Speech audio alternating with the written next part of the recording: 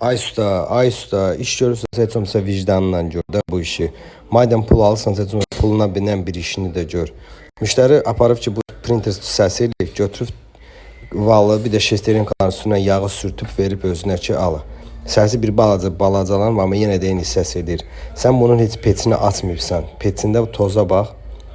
Bunun peçini heç olmasa açardın, bir termo elementinin üstünü çıxardardın, təmizləyərdin.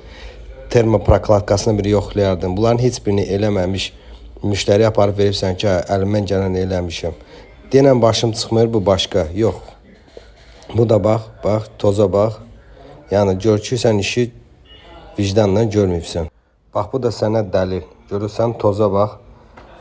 İndiki hali budur.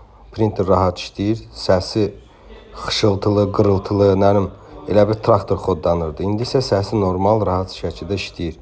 İşi görüb təhvil verdiyi müştəriyə. Biz sözümüzün ağasıyıq. Dediksə müştəriyə ki, bu problemi aradan qaldıracaq, qaldırdıq. Heç bir problem də yoxdur. Amma buradan səslənirəm ustalara ki, biraz işinizi vicdanla görün. Mövzu pul qazanmaqdır. Mövzu sizə görə başqa ustalara da inanmırlar. Deyirlər, ustaların hamısı eynidir, eyni iş görürsünüz.